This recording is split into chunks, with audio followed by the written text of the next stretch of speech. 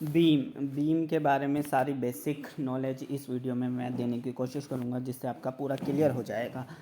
ये इसको कहते हैं एक बीम, कोई भी पाइप मान लो, कुछ भी मान लो, ठीक है। इस सबसे पहले एक होता है, ये कितने तरह की बीम होती है। एक होती है सिंपली सपोर्टेड, इसमें इसको कहते हैं सिंपली सपोर्टेड। ये सिंपली सपोर्टेड होती है, कोई पत्थर हो गया, कोई कुछ हो गया, दोनों तरफ से बीम रखी हुई होती है, बस ये मतलब होता है सिंपली सपोर्टेड का। और दूसरा कैंटिलीवर होता है। कैंटिलीवर इधर से जैसे कि कोई यहाँ से फिक्स्ड हो और उस पर बीम होता है, जैसे कपड़े सुखाने वाला तार होता है, दोनों तरफ से वो होता है, तो एक तरफ का हटा दो तो वो हो जाएगा सिंपली सपोर्टेड। तीसरा होता है फिक्स्ड बीम, ये बिल्कुल कपड़े सुखाने वाला तार वाला हो जाता है, ये इस तरह से।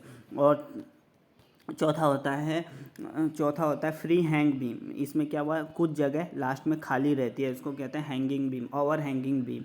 और किसी में क्या होता है, बहुत सारे नीचे से वो होते हैं, इसको कहते हैं कंटिन्यूस बीम। तो ये 5 तरह की बीम बेसिकली होती है, और इस पर लोड भी होते हैं। एक तो होता है पॉइंट लोड, ये हो गया पॉइंट लोड, किसी पॉइंट पे सारा लोड लगता है, 10 किलो, 30 किलो, 50 किलो, इसको कहते हैं पॉइंट लोड। और इसको कहते हैं यूडीएल, यूनिफॉर्म डिस्ट्रीब्यूटेड लोड।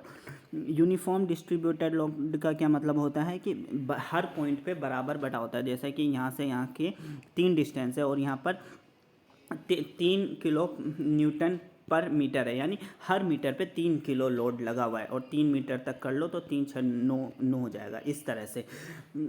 और फिर उसके बाद आता है यूनिफॉर्म डिस्ट्रीब्यूटेड लोड, जैसे ये हो गया ये, तो ये क्या हो गया, यहाँ से यहाँ तक वेरिंग लोड हो गया। ये वेरिंग लोड हर पॉइंट पे वेरी कर रहा है, यहाँ पर कुछ, यहाँ पर कुछ, इस तरह से ये वेरी करता है।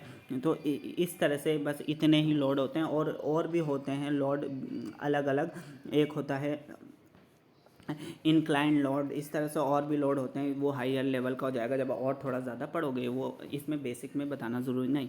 फिर उसके बाद क्या होता है, हम इसके बाद फोर्स को देखते हैं। शियर फोर्स क्या होता है। शियर फोर्स होता है आपका जो भी फोर्स लगा होता है, चाहे वो नीचे से हो या ऊपर से हो, जैसे ये हो गया, ये हो गया, ये हो गया, ये हो गया, जितना भी फोर्स लगा होता है उसको कहते हैं हम शियर फोर्स बीम के ऊपर। और उसके बाद दूसरी चीज़ होती है बेंडिंग मोमेंट। मोमेंट क्या होती है, जैसे कि कोई भी फोर्स लगेगा, तो ये फोर्स लगने की वजह से ये क्या है, ये थोड़ा सा झुक जाएगा, और ये होता है। तो ये कितना झुका उसको कहते हैं मोमेंट, बेंडिंग मोमेंट, बैंड हो गया ना थोड़ा सा। और इसको हम निकालते कैसे, डिस्टेंस की, क्योंकि इसकी जो डिस्टेंस है बीम की वो तो सेम ही रहेगी, वो थोड़ी ना बदलेगी, वो तो झुक जाएगा बस। इसलिए हम इसको क्या कहते हैं, ये डिस्टेंस होता है, जितना किलो होता है उसको हम डिस्टेंस से मल्टीप्लाई कर देते हैं, तो इसमें डिस्टेंस का भी फैक्टर आ जाता है बेंडिंग मोमेंट पे।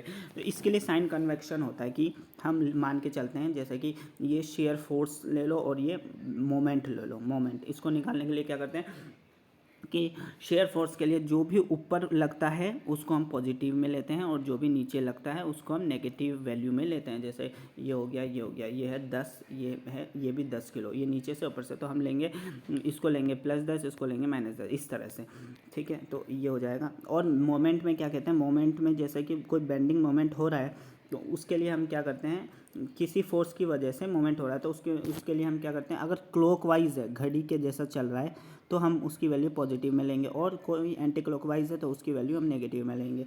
जैसे कि हमको यहाँ से लेना है, हमको यहाँ से, और ये फोर्स है तो ये इधर जाएगा, तो ये क्या है, क्लॉकवाइज हो गया, इसकी वैल्यू 30 है, तो हम लेंगे +30। और ये डिस्टेंस कितनी है, ये डिस्टेंस मान लो 2 मीटर है, तो हम लिख दें +30 × 2। इस तरह से हम इसकी वैल्यू लेते हैं। और उसी तरह एंटी क्लॉकवाइज होता तो माइनस ले लेते हैं, जैसे कि मिसाल के तौर पे यहाँ है, अब इधर जा रहा है, इधर, ठीक है, ऐसे ऐसे जा रहे हैं हम, तो ऐसे जाएंगे तो ये एंटी क्लॉकवाइज हो गया, तो ये मान लो ये लोड हो गया 20, और ये हो गया, डिस्टेंस हो गई 3, तो हम लेंगे -20 × 3 = -60। इस तरह से वो लेते हैं, क्या कहते हैं, वैल्यूज़ लेते हैं। और नाउ अब उसके बाद लेते हैं shear force and bending moment कैसे निकालते हैं, वो डायग्राम बनाने के लिए क्या करते हैं, डायग्राम बनाने के लिए हम करते हैं, जैसे कोई भी फोर्स है, ठीक है, उसको हम एक बॉर्डर ले लेते हैं। बॉर्डर क्यों लेते हैं, क्योंकि कैसे लेते हैं, हम इधर भी ले सकते हैं, इधर भी ले सकते हैं, लेकिन हम बॉर्डर उसी तरफ लेते हैं जिसकी वैल्यू निकालना आसान हो। चाहे आप, जैसे ये है तो आप इधर भी ले सकते हो, इधर भी ले सकते हो, तो जिस तरफ से वैल्यू निकालना, कैलकुलेट करना आसान हो, उधर लेते हैं, ठीक है, ये चीज़ होती है। तो जैसे कि यहाँ फोर्स है, यहाँ पर फोर्स है तो इसको हमने लिया इधर से, तो इसके लिए भी फोर्स और मोमेंट होता है। फोर्स के लिए इसका क्या लॉ होता है, जैसे कि आप इसमें दो बनते हैं, ये हो गया, ये दो आप ले लो इसको केस। अगर इसके लेफ़्ट साइड अगर ऊपर है और इसके राइट साइड नीचे फोर्स लग रहा है तो हम इसकी वैल्यू क्या लेंगे, पॉजिटिव लेंगे। और इसका उल्टा हो जाएगा कि लेफ़्ट साइड तो नीचे है या राइट साइड ऊपर लग रहा हो तो उसकी वैल्यू हम नेगेटिव लेंगे। इसी तरह से यहाँ पर हो जाएगा, क्या चीज़ होगा कि अगर लेफ़्ट साइड क्लॉकवाइज है और राइट साइड एंटी क्लॉकवाइज है तो हम इसकी वैल्यू पॉजिटिव लेंगे। उसी तरह वाइस वर्सा हो जाएगा, अगर इसकी वैल्यू इधर है और राइट साइड क्लॉकवाइज है तो उसकी वैल्यू हम नेगेटिव लेंगे। इसको एक ऐसे मान लो जैसे कि ये है, ठीक है, ये एक फोर्स है, ठीक है, यहाँ पर हमने बैठ लिया। तो जाहिर सी बात है फोर्स ये क्या है, लेफ़्ट साइड है तो, और ये ऊपर की साइड लग रहा है तो लेफ़्ट साइड में ऊपर की साइड की वैल्यू लेते हैं हम पॉजिटिव। और अगर मोमेंट लेना हो, जैसे इधर जाना हो तो मोमेंट ये क्या है, क्लॉकवाइज जा रहा है तो हम क्लॉकवाइज जा रहा है तो लेफ़्ट साइड में क्लॉकवाइज होता है तो उसकी वैल्यू हम लेते हैं पॉजिटिव में।